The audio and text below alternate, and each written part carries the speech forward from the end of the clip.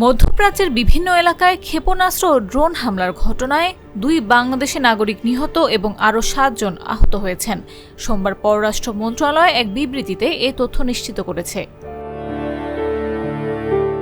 এতে বলা হয়েছে, বাংলাদেশ সরকার পরিস্থিতি ঘনিষ্ঠভাবে পর্যবেক্ষণ করছে এবং প্রবাসীদের নিরাপত্তা নিশ্চিত করতে সকল প্রয়োজনীয় পদক্ষেপ গ্রহণ করছে। নিহতদের মধ্যে সংযুক্ত আরব আমিরাতের আজমানে সিলেটের বড়লেখার বাসিন্দা সালে আহমেদ আছেন। তিনি নাগরিক স্থাপনায় আকাশ থেকে নেমে আসা ধ্বংসাবশেষে আঘাতপ্রাপ্ত হয়ে প্রাণ হারিয়েছেন। এছাড়া বাহরাইনে আরও একজন বাংলাদেশি নিহত হয়েছেন।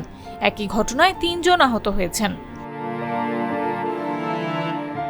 বাংলাদেশ দূতাবাস সংযুক্ত আরব আমিরাত ও মানামায় স্থানীয় কর্তৃপক্ষের সঙ্গে ঘনিষ্ঠ যোগাযোগ রাখছে।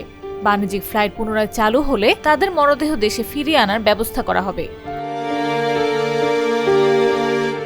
কুয়েতে 4 জন বাংলাদেশি, নবীনগরের আমিনুল ইসলাম, সাথিয়ার রাবিউল ইসলাম, বেগমগঞ্জের মাসুদুর রহমান ও চাঁদিনার দুলাল মিয়া ড্রোন হামলায় আহত হয়েছেন। তারা প্রয়োজনীয় চিকিৎসা সেবা গ্রহণ করেছেন এবং বর্তমানে স্থিতিশীল অবস্থায় রয়েছেন।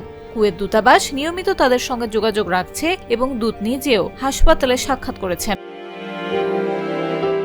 এছাড়া বাংলাদেশ শিপিং কর্পোরেশনের জাহাজ বাংলার জয়যাত্রা বর্তমানে সংযুক্ত আরব আমিরাতের জেবেল আলী বন্দরে অবস্থান করছে।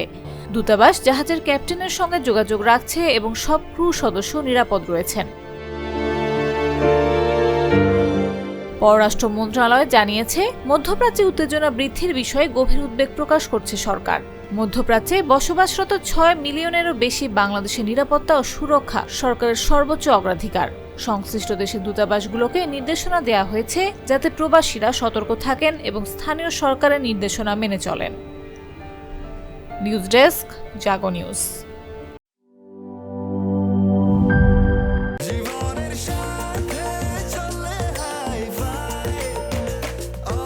স্বাস্থ্যকর অল টাইম, সব সময় অল টাইম হেলদি লাইফ।